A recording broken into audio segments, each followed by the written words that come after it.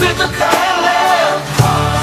Charlie, the come after me, the come after. Hallelujah, you can't create shit. So you rely on the podcast, cut yours off because you can't create shit. Okay? She said, the middle finger in the air. You charted me.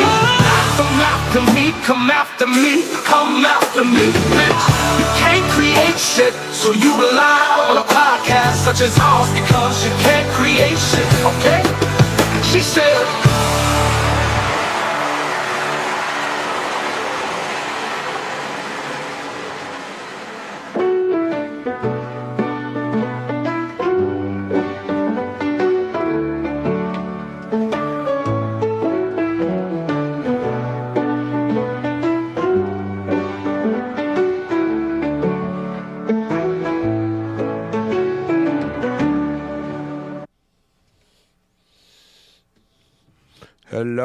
Hello, everybody. How you guys doing? Welcome. Episode late night podcast, Loka podcast with your boy Manuk Grigoryan. We have a very exciting show for you today. We have a very, very special guest, a dear, good friend of mine. Over the past year, we become very true friends, and I call him a brother. But before I open the show and I introduce everybody, I have a few things I want to say. We all know what happened with the opening of the Olympics.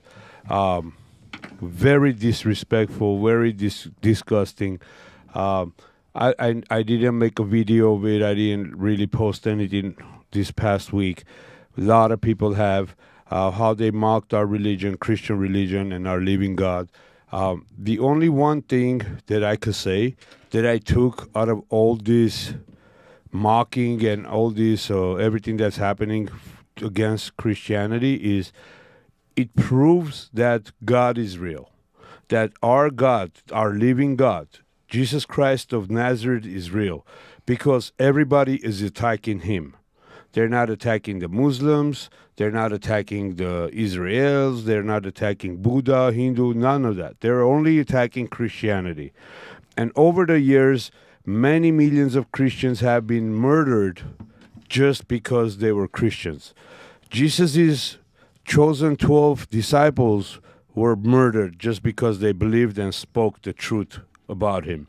And today they're mocking our religion, Christianity. That means it's the only true religion there is, because Satan, if you believe that there is a Satan, there must be God. And the only God that Satan is fighting is Jesus Christ. So he is real.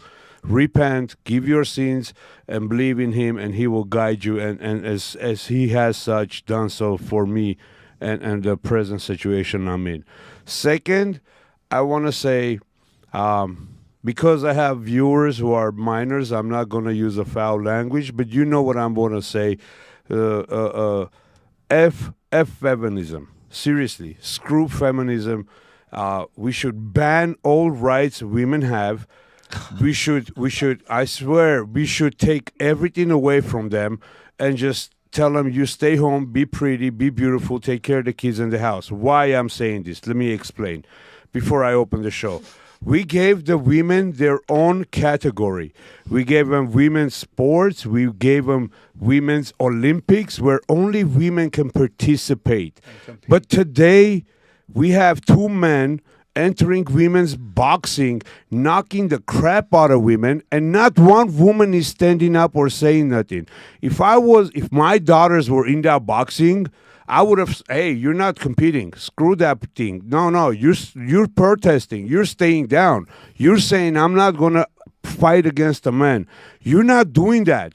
You're going and competing. After 46 seconds, you realize you're getting the crap beat onto you by a man, which you thought, you could take on. No, you can't take on a man.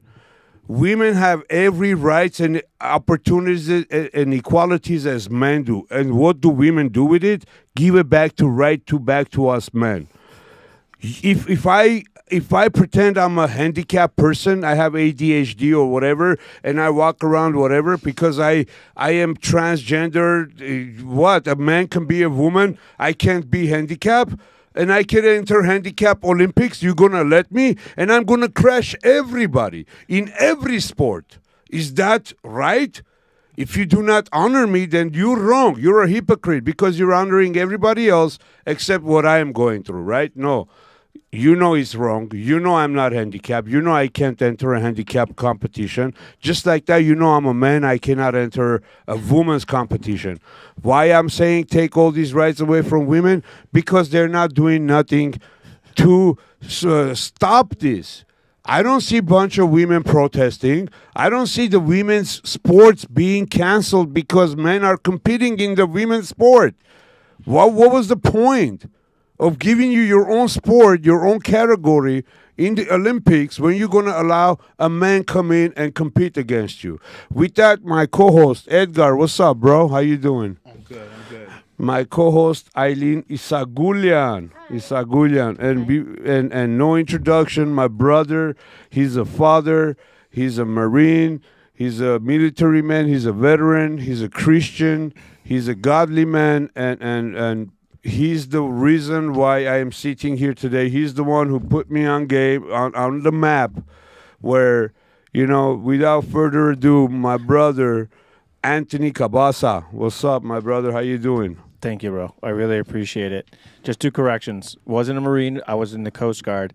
And I'm also now disabled because I have ADHD. Thank you, Manuk. I think I have ADHD.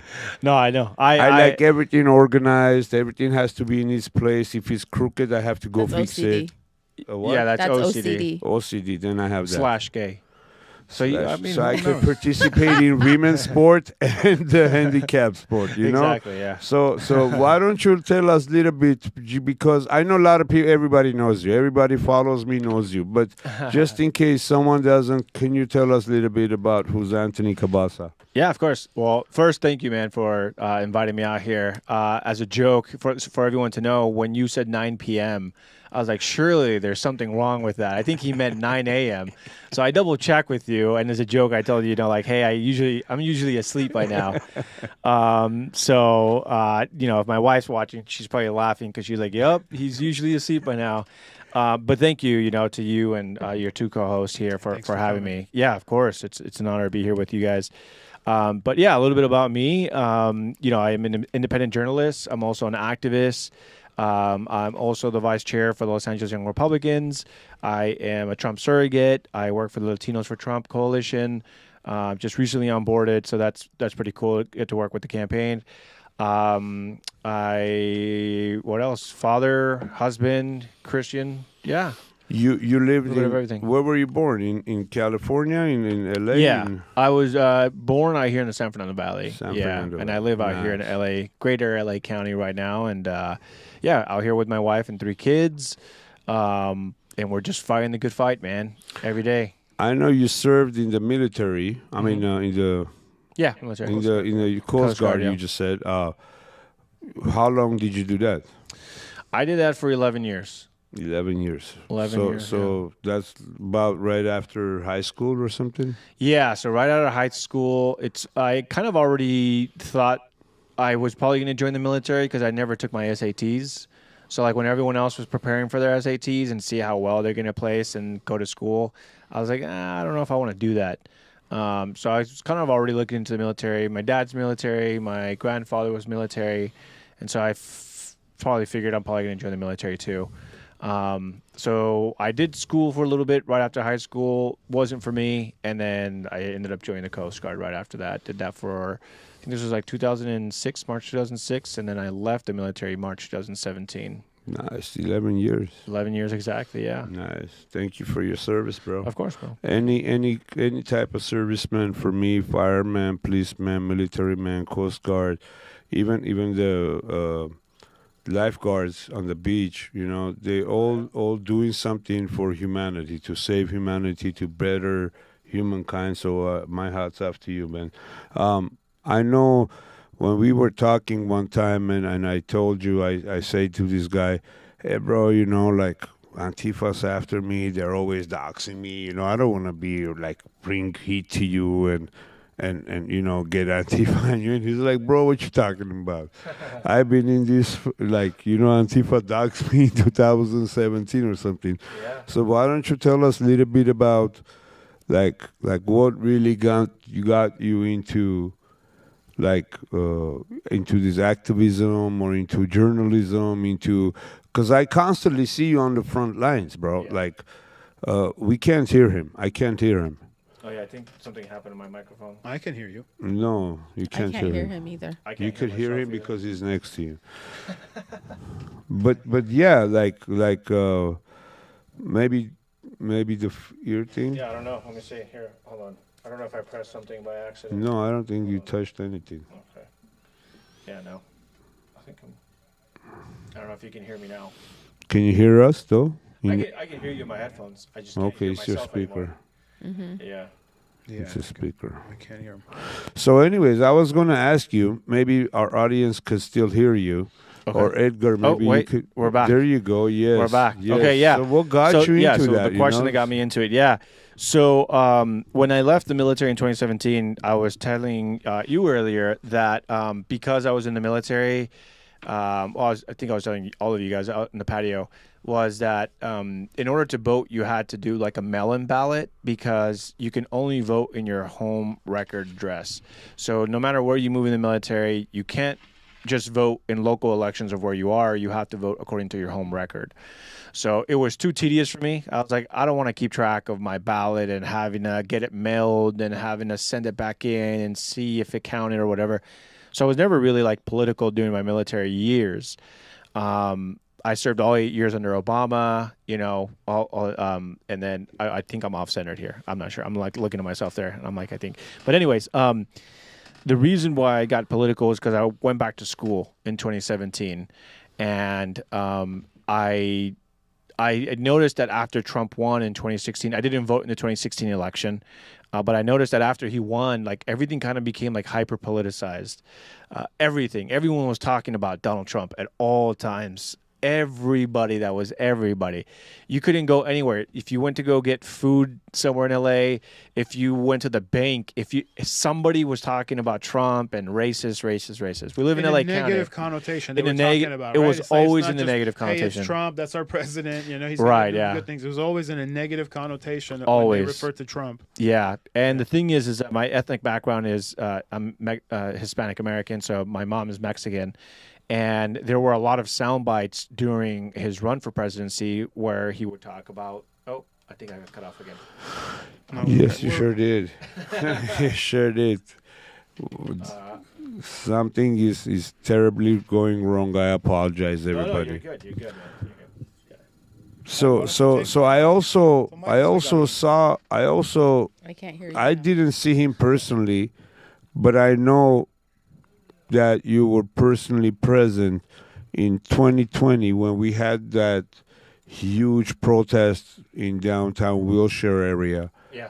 where there was over 100,000 Armenians Yeah. screaming. And I found out after I met you that this guy was over there screaming with us. Someone Nice. like, you know, Yep.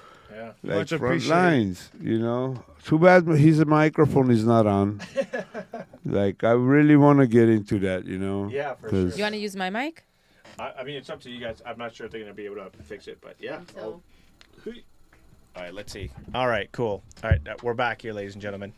So, yeah, it's kind of a trip. I think out of everyone here, I've probably known Narek. Narek. I always get it wrong. Sorry, Narek. I love you, man. But I've known him the longest. And so my journalism goes all the way back to 2018, really the end of 2017. I was documenting protests in downtown Los Angeles. This was well before the pandemic. This was well before Black Lives Matter riots and all that stuff. And so with my independent journalism, it's taken me all over the nation. It's taken me to different countries. For anyone listening, if you guys are not following me on my socials, you guys can follow me on my socials, Inform with Anthony. Instagram's my biggest platform there. But I remember that day specifically because of the genocide that was happening in Armenia. And to me, I've always been fascinated, going back to even nursing school, because I was jokingly saying to you guys earlier, jokingly, but honestly speaking, that there was like a lot of Filipinos and Armenians in my nursing school.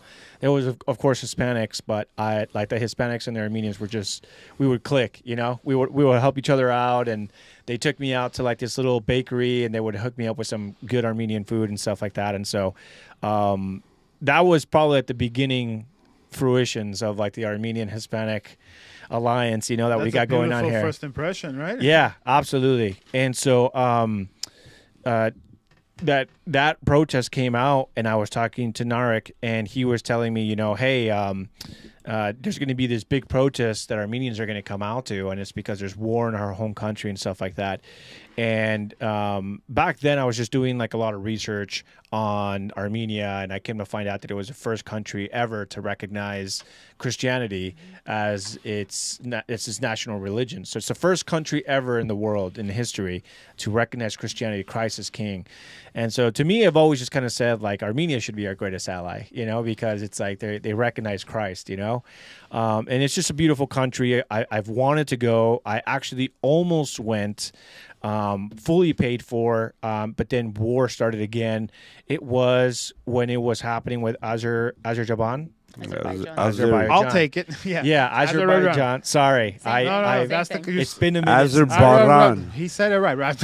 So it was when like that village was cut off because there was only like one route to get stuff over to the village there, and I think it was something like 200,000 Armenians were basically stranded, and they were being basically genocided. You know, like they were left stranded. There was no medical equipment coming in. And so I actually got linked up with a nonprofit right before that, and we were set to go, and it just fell through because of security. And I was extremely excited because I'm like, man, I can't wait to go to Armenia. Like I've been hanging out with Armenians for so long. I've gone out to their protests, and I want to go see the country of Armenia. You know, because they talk about it, don't they? It's like we talk about like our country. It's like, you know, with our friends, people who don't know. It's like it's a recollection of something beautiful. You think, you know, it's absolutely. Yeah, and to me, and I'll say this honestly, and I've always said of the Armenian people is I've never seen such a group of people, maybe outside of like the Jewish community, but I've never seen such a committed people to their community. And I've been to so many protests, and nothing against, you know, women or anything like that, but it's usually women leading them, whether it's the teachers or whether it's nursing or whether it's, you know, Antifa. Yeah, like anything, like the school boards, it's usually always women leading.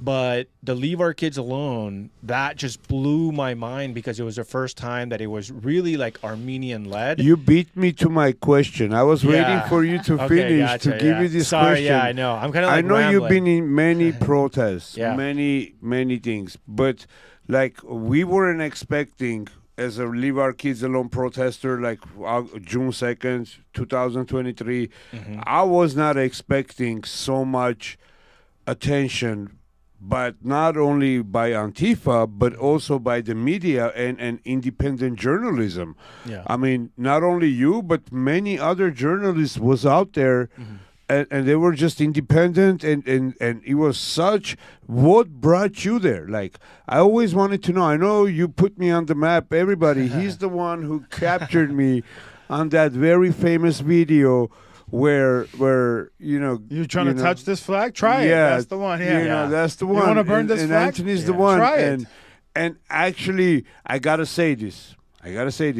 This lady asking me if I have a picture without a flag. Like, seriously? Yeah. Like, I'm Rick James, bitches. Like, shit, bro. I don't have any picture without a flag. Everywhere I go is a flag. But what brought you there? Like, I always wanted to know, like, because you were God sent. Honestly, you're talking about outside with Christianity and voting and politics and all I was hearing that you were sent to me to this cause by God. And what was, like, how did you find out that there's a protest and you need to go? Because so the thing about this specific protest that I had picked up on is my entire philosophy on independent journalism, specifically in Los Angeles, is that I always seek the stories that local media refuses to cover. So Los Angeles is just notorious for its journalists and all its media they're basically in bed with all the politicians. So if anything bad happens, all the politicians have to do is make sure they contact. I'm not going to name any media specifically because I don't want them to like, you know, try to sue me or whatever. I'm talking local media. So I'm thinking like, you know, Channel 5. It sounds like Channel 2. Schmatey LA, you know? It sounds like that. But there are a lot of, you know, the Schmele Times, you know? It sounds like that. But these journalists are communist or Antifa. There are people that have already infiltrated these, institutions. They come with bias, basically. Of course, they have an agenda. It's not a journalist. That's not exactly. a journalist, though, my friend. Isn't a journalist somebody who's supposed to like ask certain questions? You know what I mean? And then like you make your best assessment on it, and then that's what you publish, right? But they're coming biased. How are you going to call them journalists? They're not journalists. Exactly. We need a new fucking work for them, dude. That's not a journalism anymore. And my first real grasp of just how bad local media is here in Los Angeles was during the pandemic. So just rewind to that. I showed up to a protest of like Open Up California, so like Reopen California, and I noticed that there was not almost any media there. Not only was there not almost any media there, but when I parked, I made a wrong turn and I made a right instead of a left down to City Hall in LA where the Reopen California people were. When I made a right, I noticed that there was a lot of cars and that there was a lot of immigrants there, specifically Hispanic immigrants. They were protesting because a lot of these people were undocumented. They were people that were either residents or, because you got to remember, during the pandemic, there was a lot of citizens that got like safety nets, you know, like, hey, we're going to send you a stimulus check, or hey, if you stay at home, you're able to apply for this, you're able to apply for that. These people weren't able to apply for these because they're not citizens. So they're just like, we need to be able to go back to work. And there was no media there. Nobody was covering them. And so I'm talking to mothers, single moms that are not U.S. citizens, and they're about to get evicted because there was no plan for them. These were like the forgotten people. And these are the people that the party that controls all of Los Angeles claims to care about, right? Yeah, it's the minorities. Yeah, the Democratic Party. And the fact is that nobody was covering this. And so back then I knew, okay, what's going to set me apart, especially in Los Angeles, from all these other journalists is I have to go after the stories that no one's covering. So when you have Armenian parents But how did you get to hear about it? That's like... well, that's the thing is so through the years I've made good friends with a lot of activists. Oh, no. And so someone had messaged me. I've since I covered that rally in Armenia, I've had a lot of Armenians follow me. So someone messaged me. I don't remember exactly who it was specifically, but I ended up connecting with Lucine. And Lucine, I think we were already following each other at that time, and she was speaking. And she was the one that I think it was I forget Goldberg. who. Goldberg, yeah, right? Yeah. Goldberg.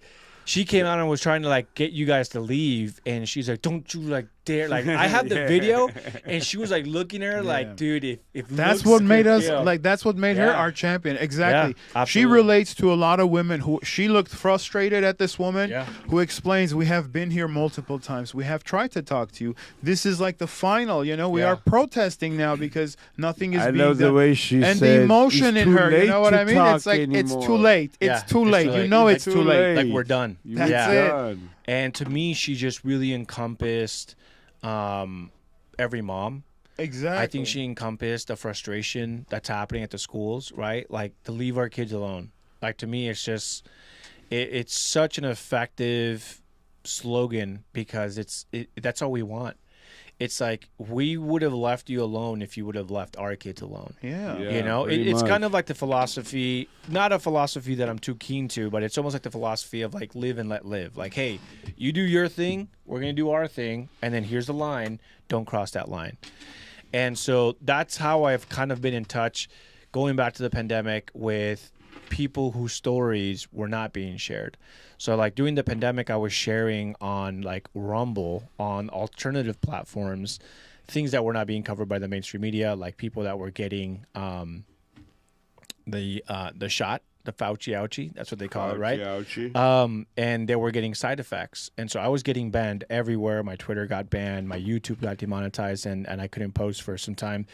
And I just told myself like that's who I want to be. I'm not in it to be famous. I'm not in it to please everyone.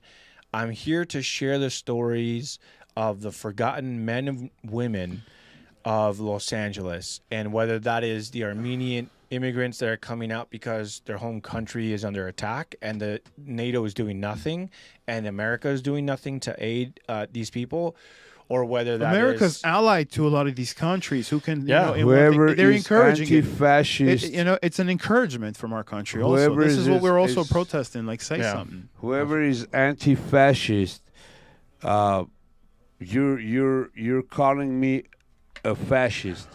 I swear I should have wear my T-shirt. Narek, I told you I need to wear my T-shirt today. Damn it, dude! I swear. I still have it in my car. I could have someone bring it and I could wear the T-shirt. And you wouldn't call me anti-fascist. You're so dumb.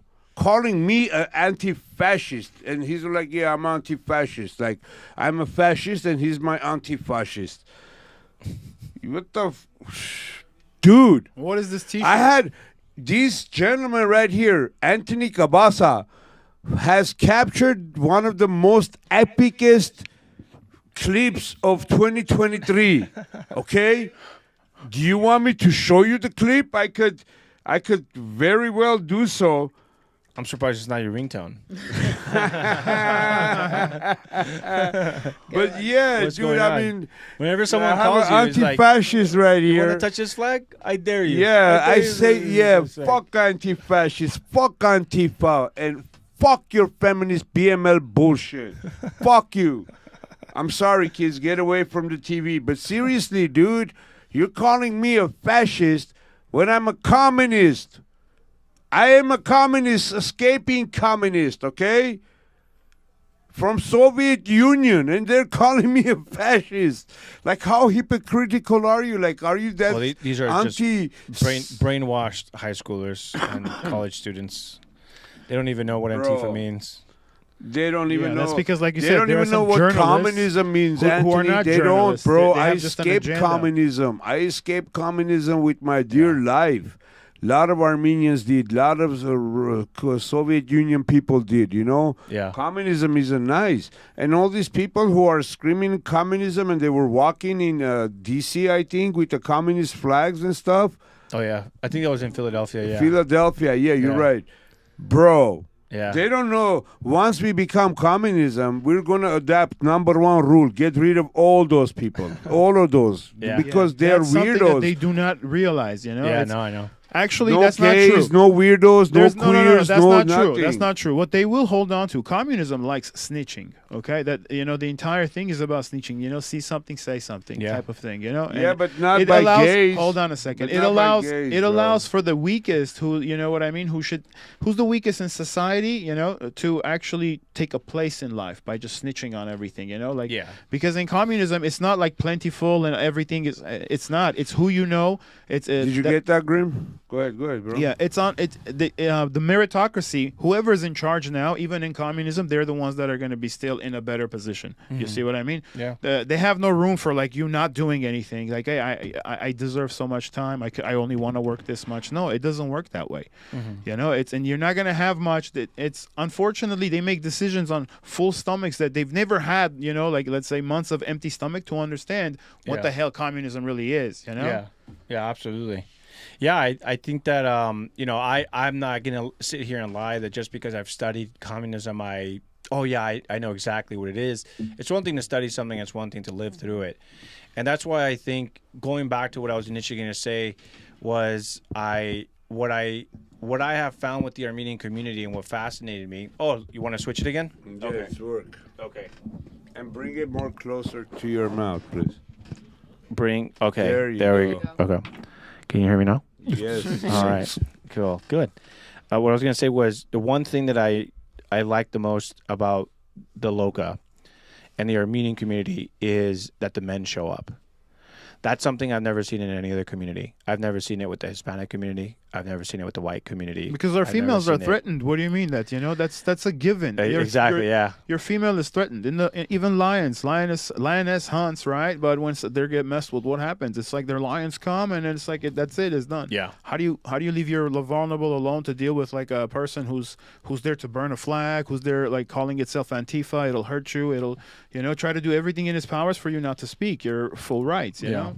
How do you not Edgar, show I have a question for you, Go ahead. bro. I want you to answer this question. Oh no, let's go. What's wrong with being anti-fascist? What's wrong with being anti-fascist? Yeah, what's wrong with it? I know what's wrong with it for sure. I could tell you. You don't really want to know what I think. What's wrong with that? But Yeah. I want my I think everybody should be like against fascists, no? What's fascist like? What do you think fascist. fascism is? Fascism, I guess, let's say dictatorship, right? That's the first thing that comes to mind. That's a fascist society where it's like one person, the state, and everything rules is governed by state. You don't own anything, just like it was in Soviet times, similar to that. That's my first impression of fascism. So, No, that's yeah. the opposite of fascism, bro. What's your Fascism idea? is when you don't want all that things that you're saying. Fascists are against communists. You It's get a it? far right form of government. Okay. But what do you know about how life- anti-fascist Yeah. is people who don't want people to be around that don't want communists to be around. Yeah, I got lost in there. Yeah, it's like, Basically, I'm a fascist. Okay. You know why I'm a fascist? Because I do not support communism. yeah, okay. So I'm a fascist. So someone is asking me, what's wrong with being anti-fascist, like someone against you? Yeah. You know what I'm saying? But never mind I that. don't know what you're saying. Dude, Like, what's wrong with being anti-fascism? Fuck Antifa. That's what's wrong. Put that video. And this is why you But see the why I statement say kinda fuck cancels Antifa. it itself Yeah. out, though, right? This video will tell you what's wrong This with is why anti- I'm fucked up. I can't. Let's You'll see. see. What You'll see what I'm talking about. I agree death to America, but I also agree death to Christian fascists. I agree about death to America. Like how burn the flag.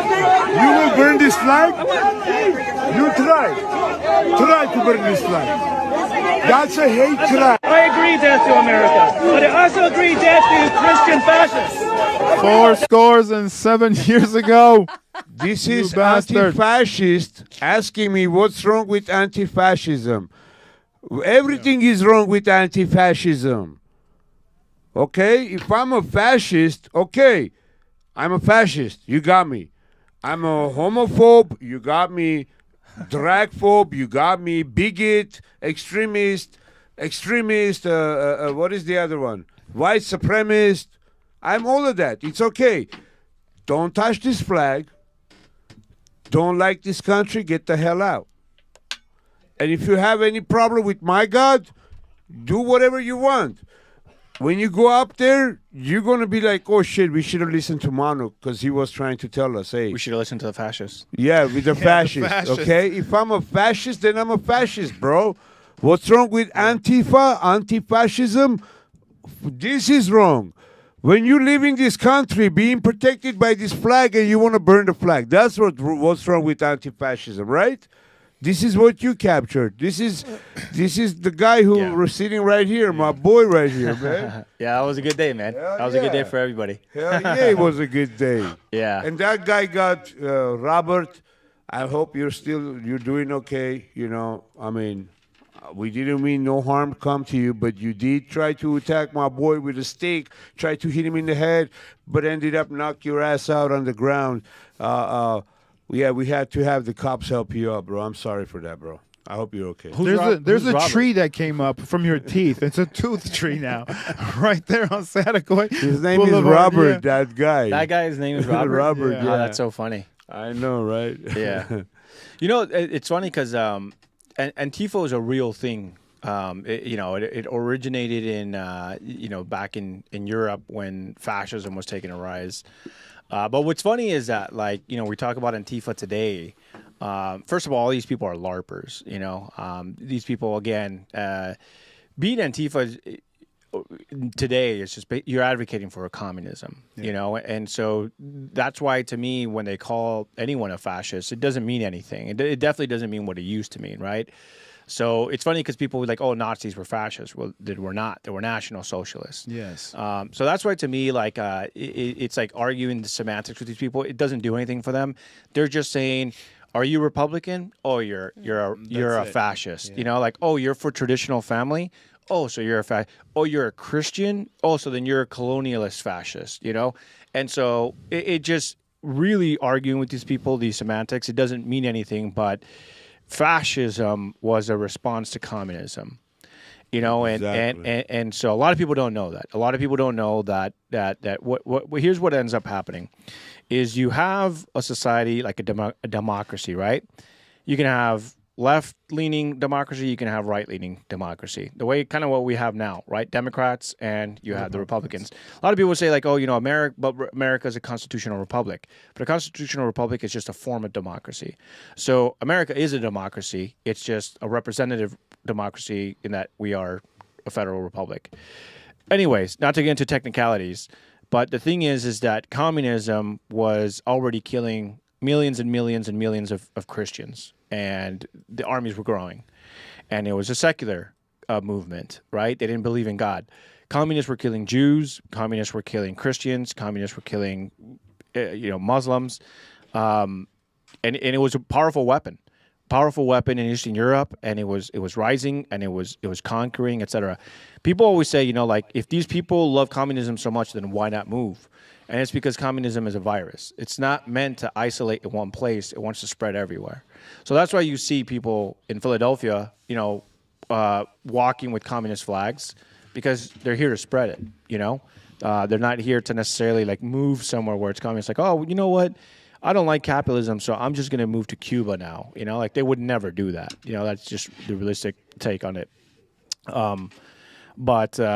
Yeah, I mean, originally fascism was the right-wing response to communism. To communism.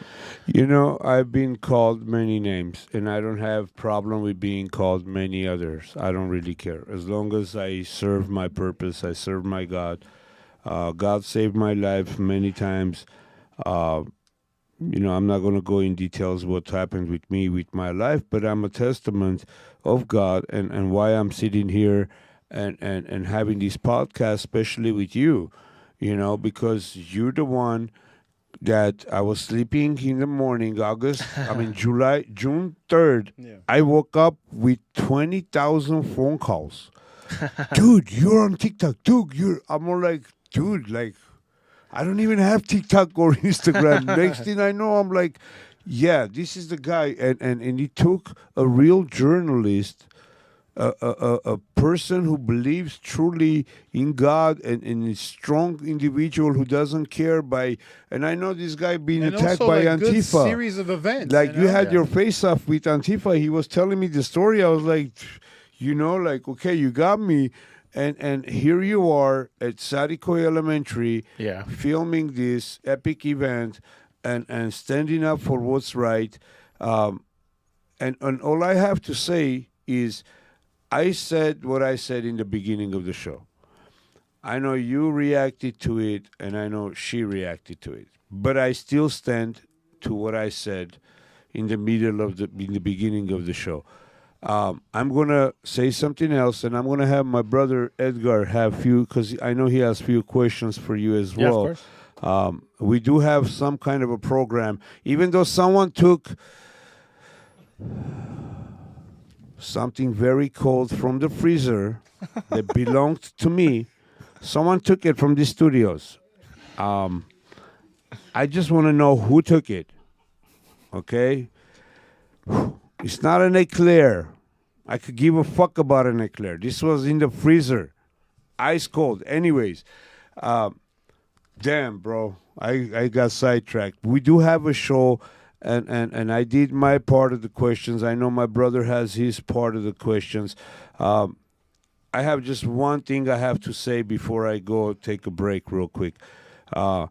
God's chosen people are Christians. Don't get that confused. When I said in the beginning of the show, my God is the living God, and they're attacking him because he's the true, real, living God, it's true. He is Jesus Christ of Nazareth. He's the real, true, living God.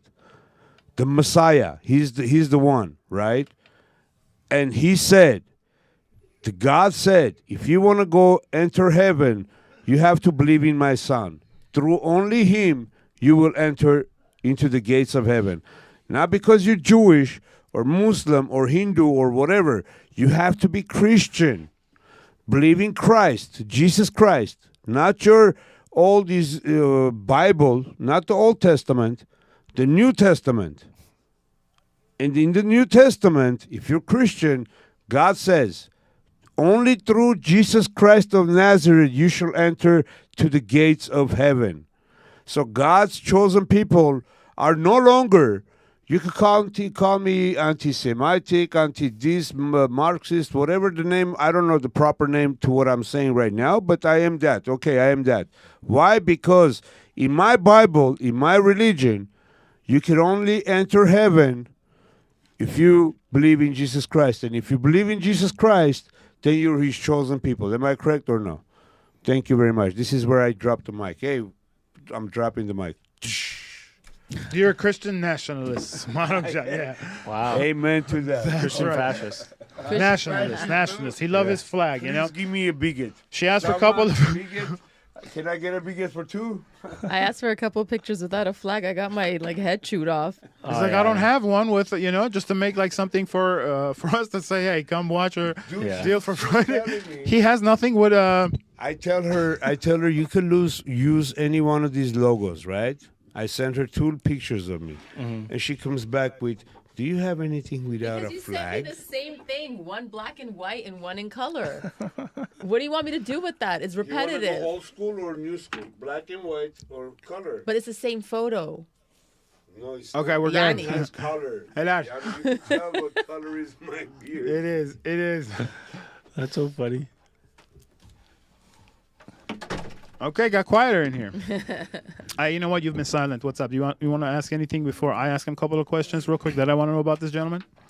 No, I don't have any questions for him, but I do want to tell him that his journalistic integrity is very much appreciated by, at least my DMs were blowing up when I posted that you're going to be the guest. Awesome. Thank you. It was just like boom, boom, boom. Oh my gosh, he's awesome. And I love the way he reports, and he's just like, on it. There's no second guessing like what you're going to say. Thank you. Yeah. And so I think that's very important and very lost, especially in this era of misinformation. Yeah. Where it's like, as we were speaking earlier, misinformation just flies. Yeah. And it spreads like wildfire. And then we have someone like you that comes in and says, "Hey, hold on a second. You know, like it's not this, it's this." Yeah. For sure. No, yeah. And one thing I'll never forget is that when I came out to do I believe it was in 2020 or 2021, with the huge Armenian rally, the one where it was like, I don't remember the exact number. I want to say it was over like 300,000. And I had no idea we had that many Armenians in Los Angeles. I was like, bro, I keep forgetting how just massive Los Angeles is. And it was interesting because when I went out there with Narek, he introduced me to like a lot of leaders, a lot of the activists and stuff like that. And he was just kind of like informing me. He was telling me about like what was going on. And then he was telling me that he was going to go back to Armenia to visit family. And I, of course I was worried for him because I was like, hey man, like I know times are tough out there and you guys are under war right now. Just be safe out there. And we stayed in contact, to DMs and stuff like that. But I remember that he was posting me and all of a sudden like I was getting like all these followers. And then when you guys did the rally at the Isagholian Elementary, I remember basically like all this to say, anytime I cover anything Armenian, like I get like 5,000-6,000 followers right away. And so when I went out there to do the Isagholian, and then when you guys protested the Glendale as well, so by the time I did Isagholian and all those videos of Lucine blew up and Manuk blew up and all that stuff, I got tens of thousands of new like Armenian followers, and I could always tell because it's like they always have like the flag in their bio, and I'm like, dude, this is so Hey, man, cool. we like honesty, you know, like No, she yeah, said, that's good, yeah. integral, you know. There is no journalist anymore, like we were discussing. It's like they come with a bias or they don't cover it, and he's covering That's stuff the word, exactly. And what I really Yeah. loved about your reporting, this is before the first time I saw you, I dug into your Instagram and stuff, and I was Yeah. like, he really, it's clear you're a Christian and all that stuff, right? But you're not biased. You know, you're very like, all right, this is what it is. Yeah. And yeah, of course. I appreciate that, where it's not, you're unagenda'd, if that's a word. Yeah. He's a journalist. You know, this is what you're supposed to. If a Yeah. good journalist, like you said, their integrity is everything. It's like you tune into the same, like same thing. You know, he allows the leftists to speak. You know, he covers what the right person is saying, Exactly. and then we, as the viewership, right, we make a decision. All right, you know what? I liked his argument or like that. It's not just just this, and what they do is they have multiple of their channels, right? And they repeat the same thing in multiple places, trying to do what, you know, like CNNs and this and that they do in for elderlies. Because a lot of old people just watch like mainstream media. It's a lot of youngsters. We're getting our information through online, through X, right? Yeah, As it comes, that's true. And I'll just spread. the last thing I'll say is I'll never ever forget how I felt when I came to the Glendale School Board, where there was people lining up, and then I think there was like a brawl later on that night, right? I think someone in the studio got arrested later that night. Yeah. But what I was gonna say was I'll never forget how I felt walking there, because by that time I had covered enough Armenian like stories, whether it was like at schools or like, you know, war or whatever the case. There was a time I was with you guys on the freeway because you guys like shut down the freeway. Yes, I remember that. Like, one. yeah. But by that time, I had so much notoriety that, like, as I was passing homes, people knew who I was. And I literally felt like a hero because people were like, thank you so much for being here. Because nobody was covering Because no one it. was, That's what our you're voices saying. were Yeah. unheard. Yeah. Like grandmas would have come out, like entire families would have come out to see like what You was gave going us on. that word. How do you not appreciate And- something? Exactly. Yeah, like that, brother? and It's like, I'll never forget how I felt during that time, because I was like, dude. And then like people were like, dude, like everyone knows who you are. Like you're that guy you're the Hispanic guy that covers the Armenian stories. You know, like everywhere we are, like you're there covering it. You know, and this is that. And it was just such a surreal moment because I've never had that anywhere. I've never had that with school boards. I've never had that really with. I mean, I kind of get it a little bit with the Hispanics, you know, because they're just like, hey man, like thanks for representing us and for everything that you do. Don't get me wrong. But being in a residential area that day and having like families come over their balconies, and like as I'm passing, I'm like walking around with this guy, and I'm walking around with Narek, and I'm walking around with these people, and everyone is like leaning over, like that's him, that's the guy, like that's the guy that, you know, this that does that for that, and it was such a surreal moment. I was just like, dang, dude, like I gotta keep coming out to these things because it's like. Again, like what I admire so much about the Armenian community is A, obviously the Christianity. B is what you guys have fled, right? It's like the communism that undertook the country and kind of like took over a lot of that stuff. I can't tell you how many parents I talk to, and they're like, the reason I'm fighting is because I saw this happen in my home country.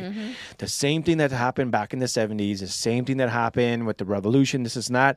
It's happening right now. Like, we're here to warn you. And so it's just so great to see so many Armenians wanting to kind of like join hands and be like, we need to fight. Like, we need to fight back. And well, we're a small community, believe it or not. It's like in LA, we have a lot of us here, right? But something small, there's always a fight to preserve. You see what I mean? You're also seeing that with, let's say, Israel, right? It's like you have so many, and they will preserve at cost. It's like there's a lot of like similarities to that. It's like, you know, when you have little of it is different. Maybe like you said in the Latino culture, there's like so many of us, right? 40% of LA, you said, is Latino, right? No, I think it's actually more than that. I think that. something like 70% of LA. There's so many that you. But the thing is like it. with Armenia, there's one Armenia. You know, with Israel, there's one Israel. But with Latinos, it's like, well, are you Mexican? Are you from Nicaragua? Are you from Venezuela? Are you Brazil? Latino. So it's like you're kind of like a generalized term. You know what I mean? So it is harder to be more tight knit as a community, because even those that like left Mexico didn't necessarily leave because of communism or because they were being persecuted. It was more, it was more like opportunity. Like, hey, I came here to start a business or for a better life, this and that. With Armenians and with, like, maybe not so much Israelis, but maybe depending on where they came from. Like, I know people that are Jewish that like left Iran. You know what I mean? They're like, oh, we came out here because there was persecution. Yeah, they went after them. Yeah, exactly. Some of them actually, sorry, this is to be noted. Some of them adapted IAN last names just to be able to get out of there. Yeah. Just because like Iran was favorable to us. It's like, I don't know, as a Muslim Armenians country, were very loved in Iran.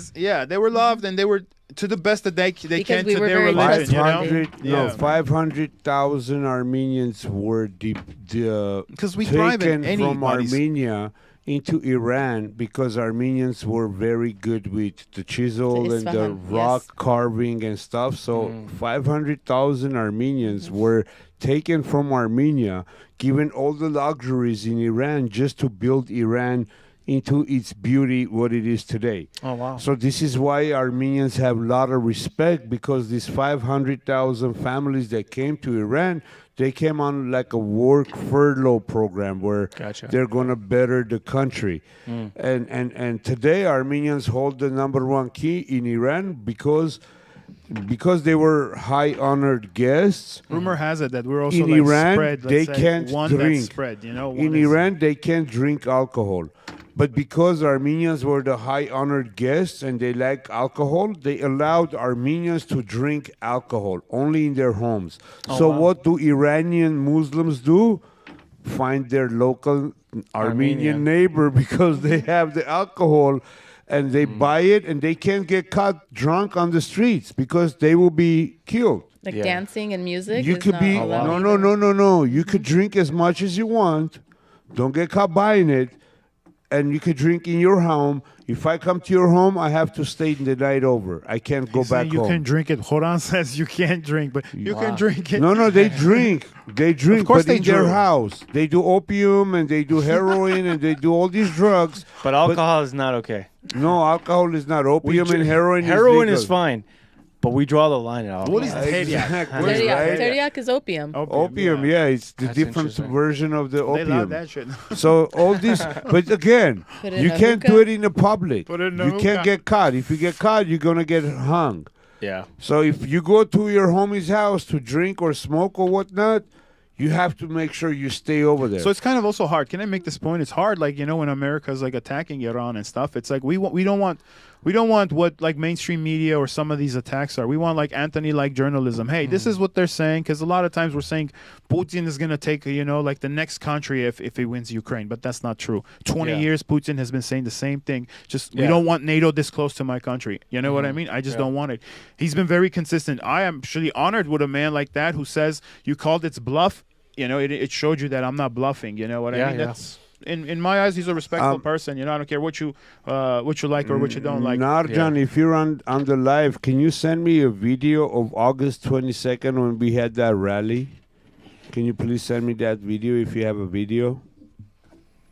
And also a video of the LA rally. I really want to post those up because I have a special announcement that we're working on. Remember when we were talking about it outside, Anthony? Yeah.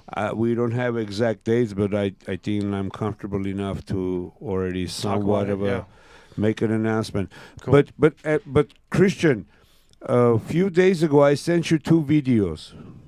Can you play the first one second and the second one first? Can you play that already? This no one's attacking America. Not yet. No one's attacking America other than Americans attacking America. These next 2 clips that I want to play is the what was our Congress before and what it is now. I played one of the videos. You heard it, right, Anthony? Yeah. The prayer. Oh, yeah, you were telling me about that, yeah. Yeah, I really want to show the example that no one is really after America other than Americans. Yeah, it's digging its own way. It's infiltrated, okay? So it's like ideology is spread, and people are fighting like some stupid deal of ideology So this is your division, you know? It's like there's no logic. Schooling did a lot of its part within the past 30 years. This is why America is eating itself. You've been very quiet. No, when you left, I talked a lot. Oh. Are you afraid of me? Or the echo chamber got to you? Echo chamber got to you? This is how we do it. But remember, Bro power, man. Bro power. oh God, okay, yeah. In these walls, you have no 19th Amendment, you know? Yeah, you started talking about like no women's rights. And stuff. How do you feel about that? No women's rights? Yeah. Well, I have my feelings about it. I don't agree with everything being taken away. I think that's really... Then why aren't you fighting for what you have? Because what do I have to fight for? I want to hear this. Like He made a good point, Wait, though. Women gave it what? back to men. He made a really good point. I mean, like, if my daughter is a boxer or whatever sport... Okay, first of all, that one. Anthony and I were speaking about that. She is not a man. She's Okay, she's a hermaphrodite. I heard this conversation out in the donut room, in the eclair She's a room. what? Okay, He said the okay, donut listen, room. I'm not going to ask you this and that. No, because but for I strongly example- go against what you and Anthony were talking about. I don't believe that. That's a makeup cover-up, whatever.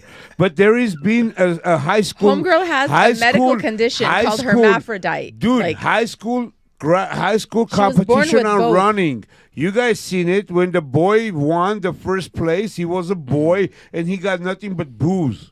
And he left the stadium crying like, "Ooh, they did not accept me." Of course, you're a boy competing with girls. Who's gonna give you cheer? Yeah. You seen the one, the high school track, 400 meters or something? Yeah. Women's sprint. You seen the UFC? She hit him he hit her twice in the skull and broke the skull in 3 places, bro. Yeah, I know. In the You know, UFC. but I think that the problem with that though is that the people have the power, and so if you have so for example, like whether Anthony, it was Riley Gaines, Anthony, my thing, real quick. Men are more furious because men are infiltrating. Because I'm more furious than any woman right now. Because men are fighting women. Because I have 4 daughters. Oh, In yeah. the future, is them. Then women are. How do you explain this? Why do I have to be the one who's going to get hate on the social media because I'm saying take the power away from women? Am I lying? Say something. Again, drop the mic. Yeah. Don't leave. What I will say is that, like, what we were talking about past the medical condition stuff is, I got a lot of flack because I said I didn't necessarily feel bad for for the Rio girl, the Angelina, the Yes. Italian girl. Yeah. And the reason for it is because this is the Olympics. So when you go into the Olympics, you already know everyone else that qualified for the Olympics. You and your trainer should be watching extended hours of video of how all these opponents have fought in the past. You got to watch for speed. Are they left-handed? Are they right-handed? If the You first have to have time your homework, you have to, absolutely, of if the course. first time you know about your opponent is when you step into the ring, you've Exactly. already failed. You've already lost. So here's my thing, Manuk, is that it's hard to feel bad for her because she knew the condition of the other fighter. She also stepped into the ring, which means she accepted the conditions, and then she went on to fight. Meaning, I know everything. Regular, typical woman thinking she could go heads up with a man and ended up getting her butt whooped in 46 seconds until she realized that, hey, Right. this is a man. He's really whooping me. I need to Oh, yeah. stop before I get brain damage. Seriously, if she and every other boxer had put off the gloves and said, hey, we're not competing because there's a yeah. man, I would have said, hey, more rights to women. I swear to God. Right now, I'm making a good point, frustrated Eileen. because I have 4 daughters. Are In your 10 daughters years, on the front lines? I have a question. who's to say? I'm asking you, are your daughters on the I front have lines? I have a sportsman daughter. Yes. She's on the front lines fighting with you when you're holding the flag and Excuse me, I I'm don't want to asking. bring my 4-year-old and an 8-year-old. He's brought them to, like, events, line. but I don't know how old your kids my are. daughters could be 20-year-old. Guess what? You see this? This is a man. This is an Armenian father. I'm a father but before you're I'm Armenian. complaining You about come near women. my daughters. They don't need to be. They could be sleeping at home like a little princess. Daddy's princess. Guess what? So every You're gonna every fuck woman around is and someone's find out. princess. Yeah, come on. Come on. Oh my God. My daughters, yes, not you. Hey, I'm Christian, talking cueing about that Rocky Balboa I swear, song bro, right now. no, It's appropriate. seriously. My daughters don't need to fight. This is what I've been screaming off top of my lungs. Thank you, Eileen. Give me 5. You know why? Dads, wake up. Yeah. Because Eileen is used to the moms always fighting, the women always fighting. The women are tired of fighting. It's our turn as a man. Papa Bears, am I wrong or right, bro? We got the attention because what happened that day in Sarikoi? Fathers ain't showing up. Fathers took the streets and said, hey, we're not going to let you come When and bully fathers our come, women. change happens. You know what I mean? Because Isn't that what happened? diplomacy Oh, yeah, has absolutely. failed. We didn't let these Antifa freaks come and bully our women. Yeah. We did not let them in any favor, shape, or form bully our women. And I swear to God, just try.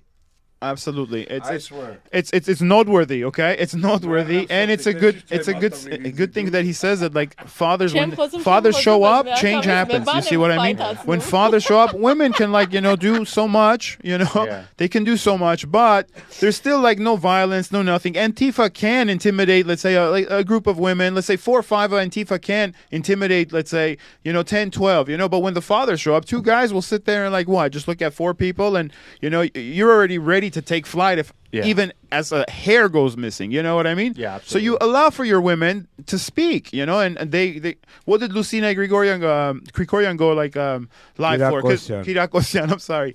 She went like viral for it. Is the way that she was expressing herself. Like you said, you captured emotion. You captured that, they had enough already. They tried already, It's like they were at their last whim. But when they're at their last whim, there's still no violence. You know what I mean? Mm-hmm. When fathers show up, some of these people, not that we're going to be violent, but there is a threat of violence if you continue your ways. You see what I mean? Or if you try to harm one freaking hair off of one of the people. Think he was Antifa on June 2nd. Everywhere I went, he was with me with the camera, like following me. Funny. I'm like, dude, are you like Antifa or something? He's like, hell no, I'm on your side. I'm That's like, so oh funny. shit, we got one more on our side. No, okay, so here's the thing is I agree with both of you. So what I mean by that is I agree, like, my wife and my kids are not political. My wife is not political. She trusts me as a man to make the political decisions, and this is why I do the podcast. This is why I do this is not that there's anything wrong with women in podcasts or anything like that,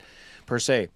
But I do agree that especially at the front lines, especially at the school boards, especially when it comes to state legislature, a lot more men need to be showing up. It really, especially as a Christian man, where we know our role biblically, it really, really sets me a certain way when I see Christian women sometimes even bringing their kids to these rallies because dad just wants to hang out at home and watch sports all day. Like, oh, I brought my kids so that we can just give my husband like some time. And I'm like, dude, like your husband should be out here. Like it shouldn't be like you. After work, I'm gonna have a beer. No, you're not. You don't need that beer. Get up. Get out. Come meet some good people. There's some good people you're also going to meet. It's your moral obligation, man. Like, really. And I think that's why there is a mess. And, going back to what I asked, like, what do you think about, like, giving up rights? Every woman that I've talked to, mostly conservative, I'll say, is they've always said, I would be happy to repeal the 19th, to give away my vote. But we need men to fill these roles and do their job. Yeah. Because the reason why we're so active, the reason why we're having to come out and vote so much is because men have continued to fail. Our communities, our churches, our school boards, our protests, like where are the men? And so to me, it's kind of like not necessarily a double-edged sword, but it is kind of like you can't have one without the other. It's a catch-22. Exactly, yeah. That's actually a really good way of putting it because it's a woman will follow if the man proves that he is worthy of following. And the thing is one thing that Armenian women have that Hispanic also have, women have, is that they are fierce women. Like, meaning that, like, it's like, dude, it's like I'm trying to think of like the saying, but I'm not saying it. But what I'm saying is they're pretty alpha. Like they're it's not that they're not submissive. It's just I think in the culture, maybe because of the indigenous side, maybe on the Hispanic, where like you go out there and hunt, kind of like what you were talking about, like you go out there and hunt, whatever the case might be. I don't know. Maybe it's just innately, maybe it's just DNA, whatever the case might be. But Hispanic women and something that I've seen also in Armenian women is they're just naturally very alpha. Like they're naturally like, hey, I need to be involved. I need to do this. And I met a lot of Armenian wives that it's like, they're very outspoken, and they're somebody told me a joke a while back. It's like the reason why the men show up is because the men nag them and tell them you have to show up. And so like the men are like, oh, if I don't go, like I'm never gonna hear the end of it. You know, the Armenians, bro, because once we knew we were gonna go face off Antifa, and we knew that our moms are gonna go face them off, we were like, oh hell no. No, that's what I'm saying. That's good. Not gonna go. I have a quick. I'm looking through these messages. We're not talking about God no more. We're talking about regular subject right now. If you want to have a Bible study or talk Bible or talk religion, we could do that in another podcast. But we're not. We talked about our religion for a second and we're passed on. We're not doing that today right now. And whoever this person is, TIBERNUGS. Nugs, whoever you are, dude, you're like, kick him out. No, don't. He said someone get Edgar some coffee. He can read me, bro. Yeah. Can somebody give me some coffee? He's good. You stay, Ara. No, kick him out because someone get Edgar some coffee. He hit it right on the spot. I need some coffee, man. Dude, we don't have no coffee. Well, you see, you're kicked out, man. We ain't got no coffee. See, Fuck out of here. You're making assumptions that we have coffee to give Edgar coffee. Just for that, you're gonna get kicked out. And you're talking a lot of crap to my people. I mean, I'm not here to give you a chance. Narek is handling it. Sylvie, hey Narek, you got this, right? Concentrate on the chat here, brother. It's okay. Let them do ninjutsu over there. Like we got Sylvie. Like it's over. We have. Did you get that? Rob. Did you get that clips? Okay, my girl Sylvie is on the line. What's up, Sylvie? I'm still waiting your confirmation. Shake on that the fool. next live. You're lagging it, girl. I'm waiting. Let me know. But we are putting together something very great. It's going to be great. It's going to be the best that ever is. Nothing has ever come close. Yes. Nothing will ever come close. Do your best Trump impression. Go. Yeah, let's do it. Come on. That was pretty good. Go, Manuk. That was pretty good. You're fired. That's good. That's all you need.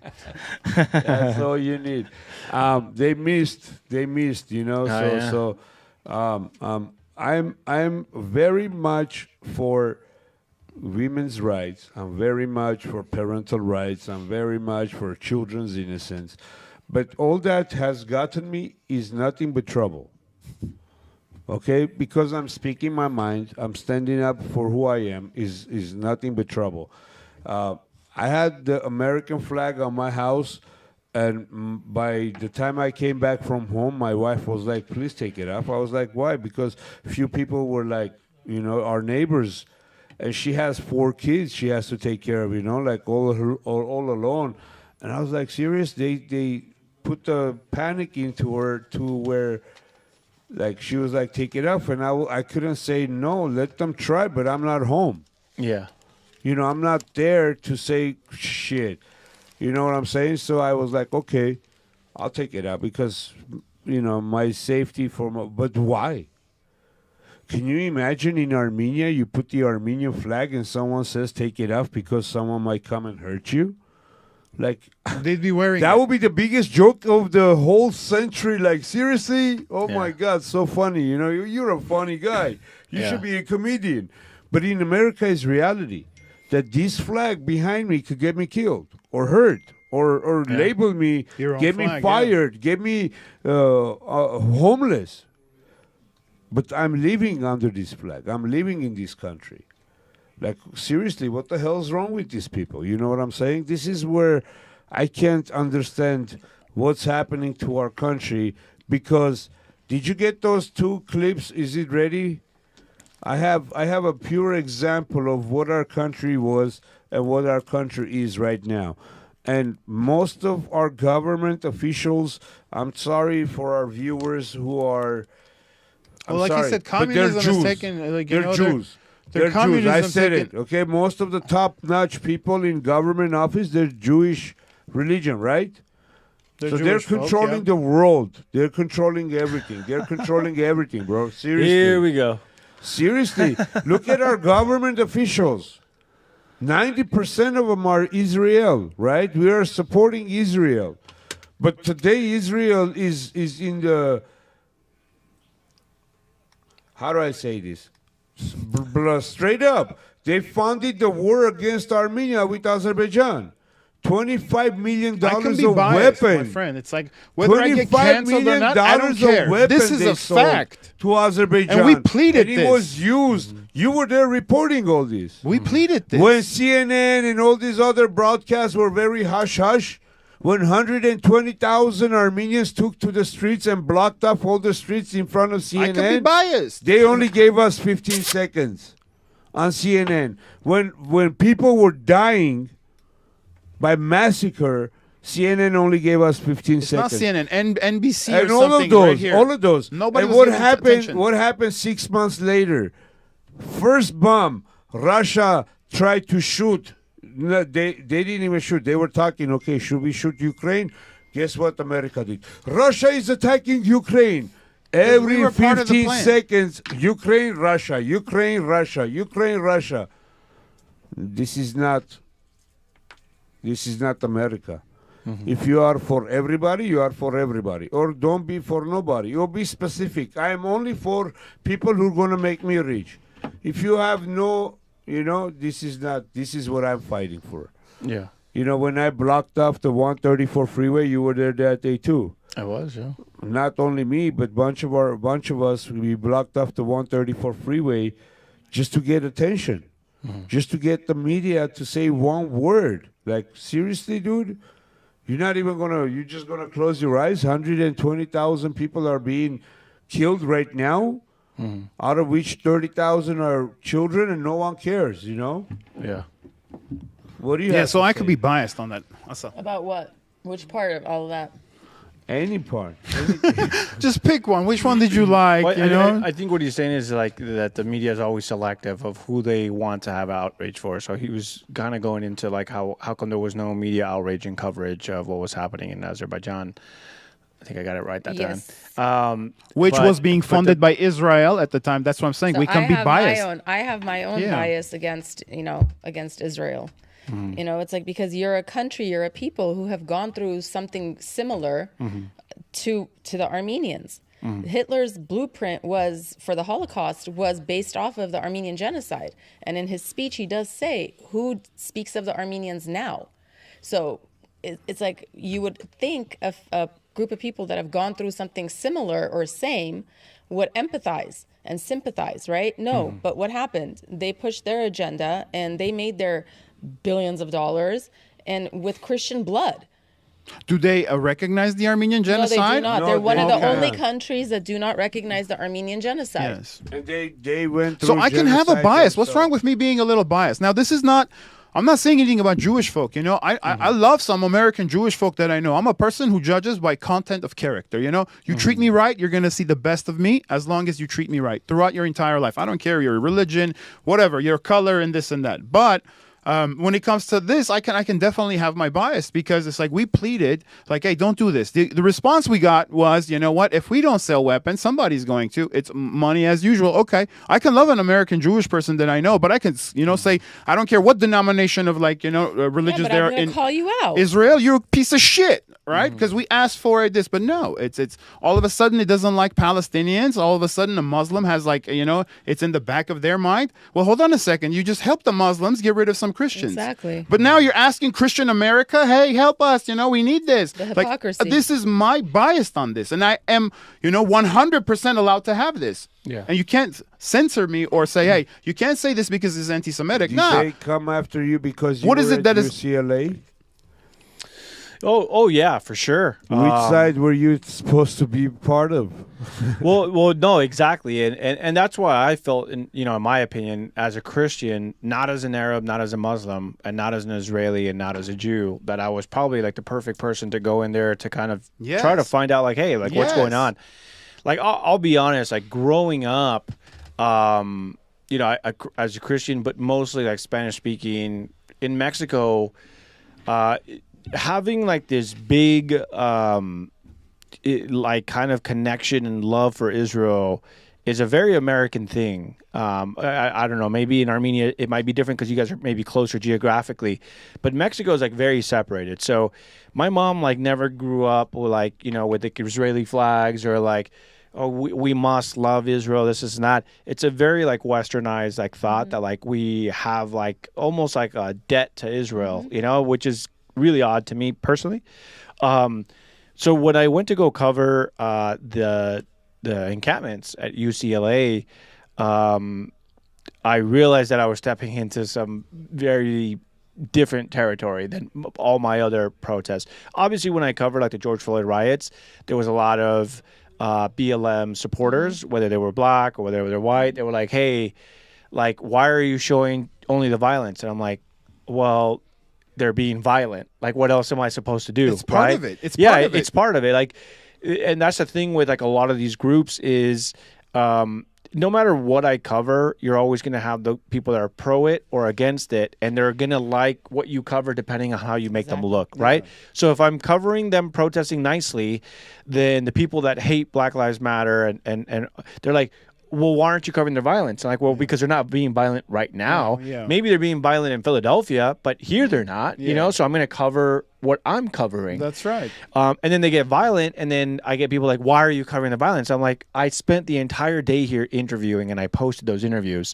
Now that they're getting violent, I'm also going to post this side because I'm going to give the whole story. I'm not going to be like, oh, I'm going to stop recording now because this might make them look bad. No, you cover the whole thing. It might not even be them. It could be somebody trying to infiltrate and do something. Don't you want to know that information? If it was actually BLM was good, that this was just Antifa, because it could have been stuff like that as well. You could have had actual black folk that were there thinking that, hey, you know what, this is against our people and our color. They're like persecuting us and this, but get like sidetracked by Antifa, which they did to the LGBTQ, they did to the parental thing. You know what I mean? That's why you want to give the information that you give. That's why you said integrity. That's integral, like reporting, Anthony. That's why they like you. They give you the compliments that you got about the way that you view things. I understand it's going to do this, but then you're following and like what's keeping you doing what you're doing is because you have a lot of people that appreciate what you're doing, right? Yeah, absolutely. And when I to your question was how was it received? It kind of went the way it went. I first, like, immediately these were called like pro-Hamas protests. Yeah. But they're not, though. You know what I mean? Like, they're not out there advocating for Hamas. They're out there, and sure, you can call it silly. You can be like, oh, those are white liberals always caring about the brown people or whatever the case might be, right? But the thing is that when I reported it, I called it a pro-Palestine encampment. Why? Because that's what they call themselves. Yes. It was the same thing with Black Lives Matter. When Black Lives Matter was out there, I was like, hey, I'm at the Black Lives Matter rally. Like, oh, call it what it is. This is anti-white. And I'm like, well, that's not what they're calling themselves, though. Or like, oh, call it what it is. These are communists, whatever. And I'm like, but that's not what they call themselves. They're called Black Lives Matter. They're hosting it, so I'm going to call it Black Lives Matter. So when I went to the encampment at UCLA, Manuk, and they say we are a pro-Palestine encampment, I am going to call it a pro-Palestine encampment. So I had a lot of Jewish people saying, like, call it what it is. It's pro-Hamas. Because in their head, and this is what they explained to me, if you're anti-Israel, then you must be pro-Hamas. I'm like, you know what? But it's way more nuanced than that, though, right? Like, it's more nuanced than that. You're killing kids, People want to stop it at least. Stop it. I have a question at the end of the day, for... It's war, yeah. It's war. I have a question for Tiber Nugs. Tibernugs. When you are posting these Hamas flag protests all over happening in the United States, what do you have to say when they take down the American flag and raise this piece of shit flag and they burn this American flag? What do you have to say about that? Type, let me read you. Let me read you. Before you say something, let me say, fuck Israel, fuck Palestine, fuck Ukraine, fuck Russia, fuck everybody. United States of America. I stand for this flag. When you take down my flag and put yours up and burn my flag, then fuck you. This is what I say to Hamas. Okay, your cause, your babies, I feel sorry for. I'm all for children, right? I'm for Hamas children, Israeli children, Palestinian children, Jewish children, every children. But once you burn my flag and put yours up, that means I lost? No, I didn't lose. Come on, face us. You Palestine, come on, let's fight America against Palestine. See who wins. You ain't going to do that shit.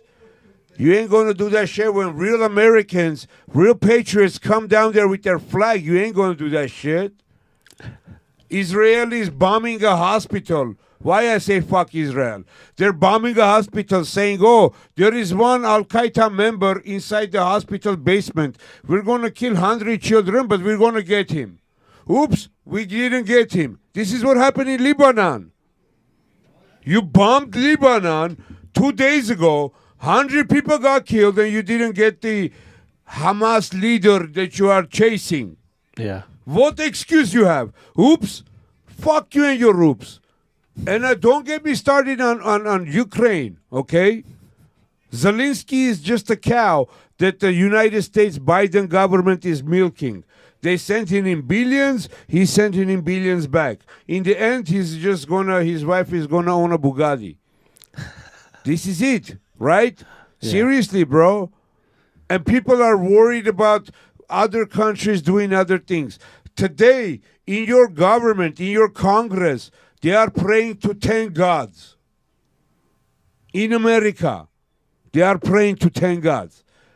A man, a woman, a donkey, a this, a that. This is what they're saying. 10 gods. Isn't this the Christian country that I came to? Yeah. Yeah, this is another thing, too, that's like really a foreign concept to me is that you're right. Like America can't survive if it becomes a United Nations, meaning that you have people advocating for all parts of the world. Mm-hmm. Again, I sympathize with people that come to this country, not necessarily because they wanted to, but because they had to flee their home country because of communism, whatever the case might be. It's happening now in Venezuela.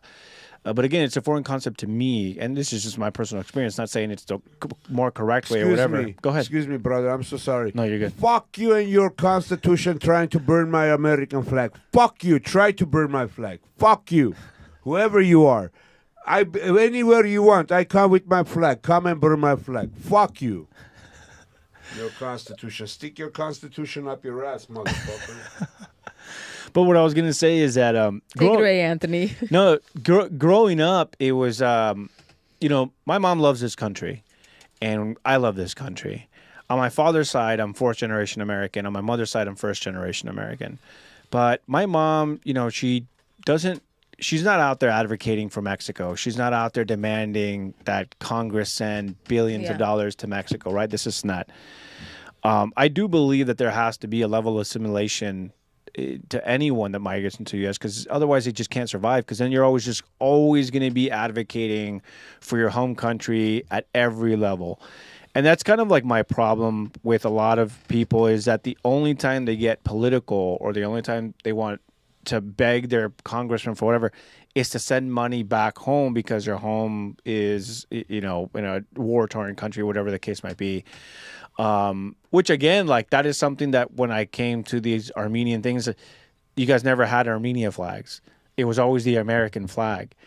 And I think that the reason why your video went so viral, I mean, there could be a plethora of reasons of why it went viral, but I think, and I mean this as no disrespect, is the fact that you have such a thick accent that it's so obvious that you are an immigrant. Mm-hmm. And for you to be squared off with a white American that hates this country and advocates for the things that you fled and you lived through.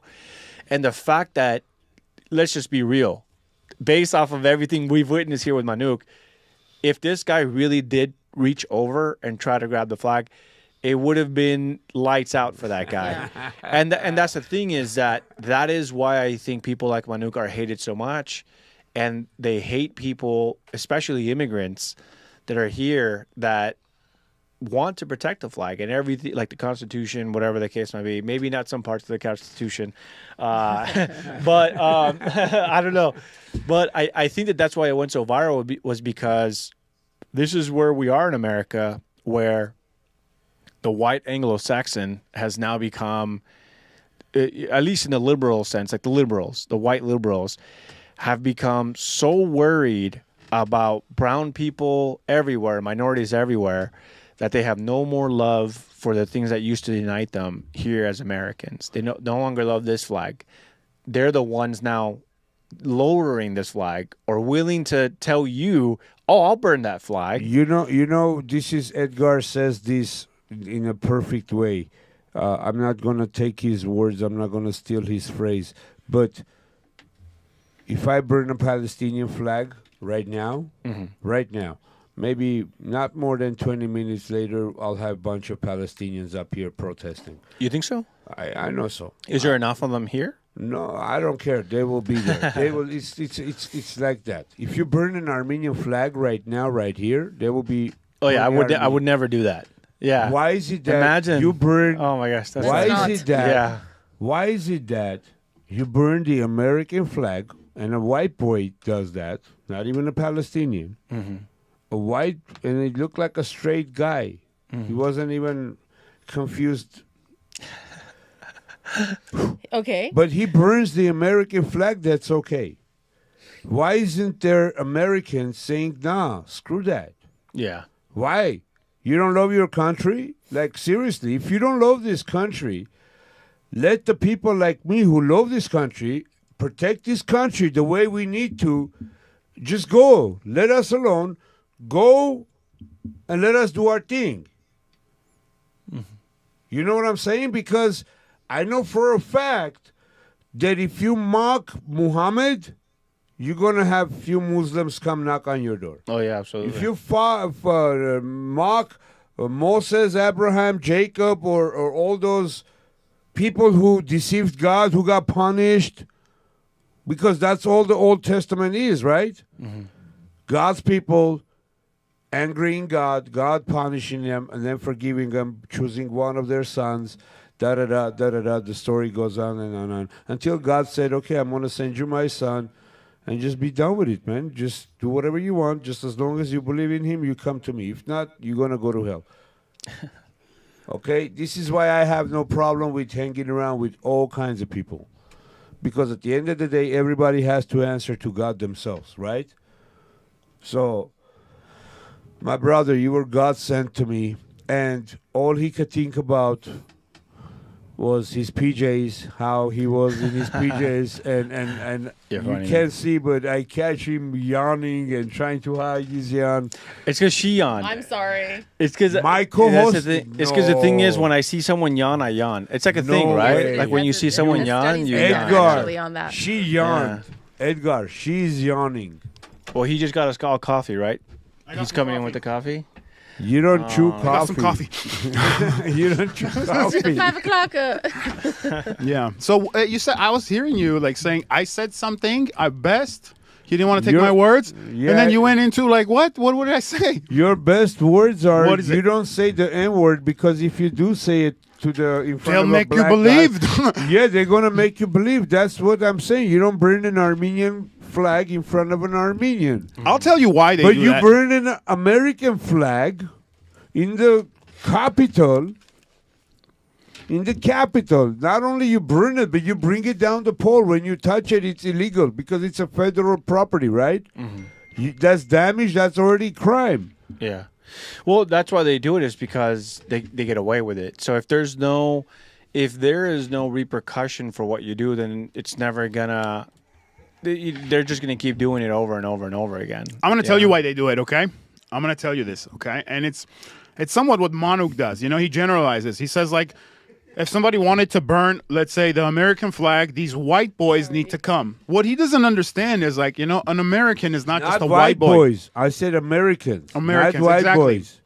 I'm an American. You're an American. He's an American. We all need to rise. So when we say American, it's all these different people. But like you said, my community shows up great numbers for our community. Oh, Latino community comes, it's like we don't kind of consider ourselves American, do we? Because it's like we use the differences, you know what I mean, for a separation, then all the stuff that we are not different in, that we are very similar in. But for some reason, you know, that's why when somebody says an American, right, he's thinking like a white person's going to come. Nah, you know, it's like an American, like majority, let's say, No, bro, I might don't be think white. a white person is going to come. I think he's going to come. You know why shutting down pickle, But you said dickle, that. mickle, You said that. sickle, sickle, bickle, dickle, whatever the freak is your name. You know why we were successful in shutting down pickle, mickle, dickle? I can't say that What name. the hell is that? It's a name. Pickle, mickle, dickle, fickle. Oh, the Fickle. drag queen. The drag queen that was going to read in San Fernando. You know why we were successful that day? Because there was... The Latino community showed up for it. No, hold on. No, There's a lot not of the Latinos that Latino day. community. Let me finish. The community showed up. There was Yes. black, Armenian, Latinos, whites, everybody. But the number It's one mostly reason... Go. Number one reason, Oh, it wasn't because of Latinos. It was because the men showed up. that's right. For every 10 women, there was 100 men over there. For every one woman, there was 10 men over there.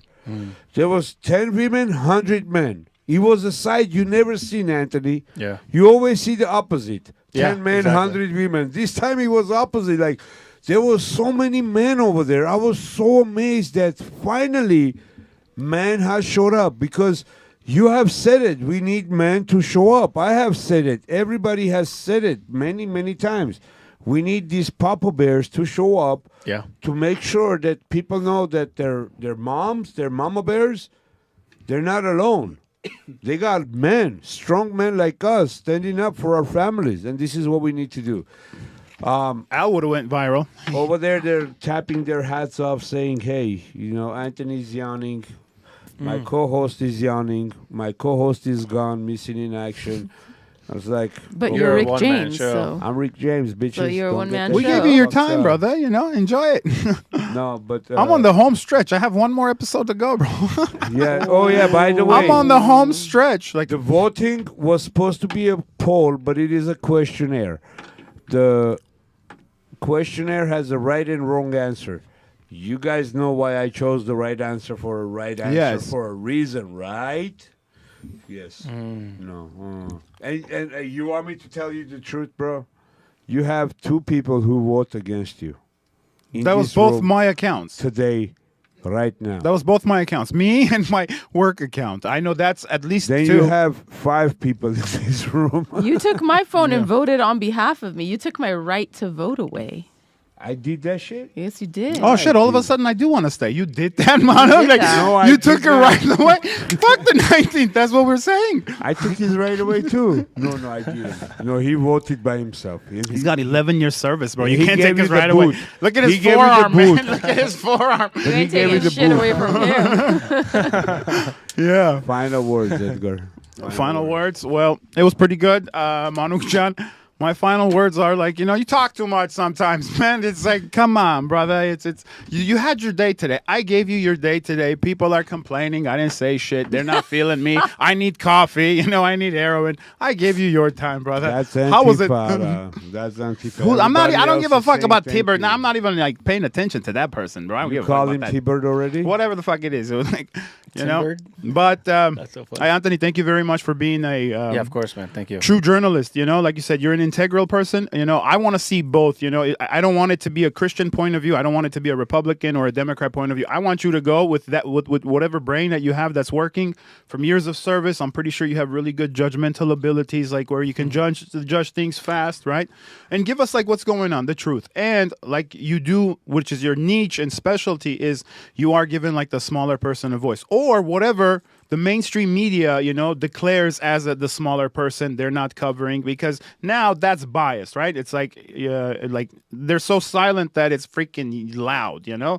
And you give those people, and I want to thank you for that. This is why I follow you. This and anything that you do, it inspires us, even like from what we talk about here. It's because, you know, you're bringing us unbiased, okay, integral reporting, and Appreciate it. Yeah. we don't sound stupid later, you know. Thank you very much, brother. Thank you guys so much for having me. I really appreciate it. Thank you. Eileen, closing words. Same as what Edgar was. I'm going to piggyback off. Which part? The one where I said he talked too much, or not? All of it, the whole thing. No, I'm kidding. I'm not kidding. Thank you for. Still not your last podcast. Can I freaking it's his talk? last one. He took that right away. You Remember? took my right to talk away. Yes, Okay. and your Your vote. vote And your and vote. My vote, my Thanks, talk, brother. shit. As I was telling you earlier, thank you for your reporting. Thank you for showing up and showing out for my people, the Armenians. I remember seeing you and I was like, hold on a second. Like, okay, cool. And then all my friends, as I was telling you, like my followers, all of a sudden my DMs are flooded. Like, oh my God, we love him, and so keep up the good work. Yeah, thank you. You're appreciated. You're seen. And thank you. Yeah, of course. Thank you, guys. Karen Lopez says, thank you, Anthony. Nara Vart, thank you, Informed with Anthony. Please follow my brother, Informed with Anthony, if you want to get the latest and most accurate and not scared, censored bullshit story, real story, okay? Informed with Anthony. Thank you for everybody that has joined us. I do have few things to say, but before I do that, my brother Anthony. Final words. Yeah, final words. Thank you to all of you. And the people still watching. Karen, much love, my friend, always watching on our podcast and stuff. But no, yeah, just thank you guys for having me. We'll have to do it again. And, to people listening, if you're not following me, you can follow me on all socials as Informed with Anthony. That is Facebook, that is YouTube, that is Instagram. You guys can follow me there. And, maybe like the key takeaway of tonight is just, especially if you're a man, we need you. We need you on the front lines because I promise you that your wife doing all the work is going to get tiresome. She is looking for a man. And even if you don't have a spouse, you maybe don't even have a girlfriend, the fact that you're rising up now is going to be something that your future wife is going to admire about you, that you're always engaged, that you're always on the front line fighting because, in my opinion, it is because of the lack of men, the lack of Christians on the front line that society is the way it is today. And we need to retake those roles. And, it's really easy to hop online and be like, oh, yeah, repeal the 19th, blah, blah, blah. But like I said to you earlier, if you want, I've been married 20 years. And close to 20 years now. And it wasn't always like this in my marriage. It took a lot of time for me to prove to my wife that, like, hey, because we got married young, 18. What do you know about leading at 18, right? But we've had 3 kids since, and we have a beautiful home now, and we've established a beautiful life now. And it's taken this long for my wife to, like, look at me and be like, okay, I submit, and not like in a, okay, I'm going to be quiet and make sandwiches all day kind of way, but in a way that she's just like, I trust you. I trust that you make all the decisions in the home. I trust you with the finances. I trust you with politics. I trust you in that this podcast is going to help and it's going to inspire others, this and that. It's just, I can't remember the last time I told my wife something and she just came back and said, oh, but like, did you think about this? Did you think about that? So like, that's a big responsibility to have. But it is the role of a man. And those are the roles we need to be filling, not just with our families, but in our churches especially. And, we need to be waking up other brothers. There's a saying that says, I'm not here for the sheep. I'm here to wake up the other lions. And so, like, that's what we need to be doing. Like, the time is near, man. Like, it's getting darkest. We're talking about war with Russia. You can be disengaged all you want, but your children will suffer the consequences of you being inactive today. So just rise up, man. We need you. And, just get out there. Beautifully said, brother. Love you, bro. Thank you for you. being here. Shout out to Narek. I love you, my brother. Miran. Classic Vibes 84. Patriot Mom's Vision. Ara Beauty. Sylvie, what's up, my girl? Thank you. Thank you, Narjan. Shout out to Sylvie. Avo, what's up, my brother? Tibernugs.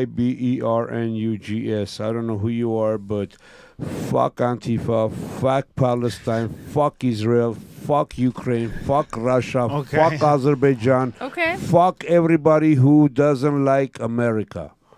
You don't stand with America, fuck you. Hey, Manuk, I heard somebody wanted to burn your flag. They are in Laurel Canyon. Fuck them too, bro. Take this. Seriously. Go get them right now, brother. I say we as men, we were the first ones to vote for women's rights, to give women the first opportunity to vote, right? So as men, let's stand up together, rise together, and do another favor for women. Let's ban men from entering women's sports, man. Come on, if you're a man, you feel my pain. No man can act a tough guy with a woman. You want to be like, oh, I did this shit. No, you didn't do shit, motherfucker. Come on, do that shit with me. We're real men. So we men, seriously, bro, we men need to unite together and say no more men inside women's sports. No more men inside women's locker rooms, inside women's locker bathrooms. Well, the more that show Women up is what he said. are not joining. The They better will your join chances. us, but they're not starting it. Yeah. The feminists who are out on the street, women's rights, feminists this, where are they? This doesn't fit their agenda. They're being quiet. Well, guess what? Real men like us, we're not going to be quiet. Because I have 4 daughters, I have to think their future. I have to think what's going to happen to them 10 years from now. If I don't stop this today, 10 years from now it's going to be very, very bad. Anthony, I thank you. I appreciate you. I look forward to seeing you again here today on our podcast one more time. With that, everybody, please follow us on Red Angeles on YouTube, also on Loka 818 on YouTube, and please subscribe. Our subscriptions are free. If you haven't followed, follow my brother Informed with Anthony. He's the best in your local news and the truth. With that, I love you guys. See you next week at 9 o'clock. Have a good night. Bye, guys. Good night, yo. Bye. Thank you. Bye.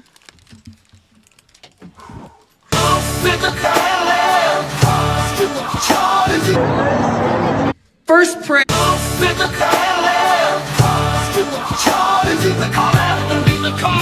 Hallelujah, you can't create shit. So you rely on the podcast, such as ours, because you can't create shit. Okay? She said, the middle finger in the air. You charted me. Come after me, come after me, come after me, bitch. You can't create shit, so you rely on a podcast such as ours, because you can't create shit. Okay? She said.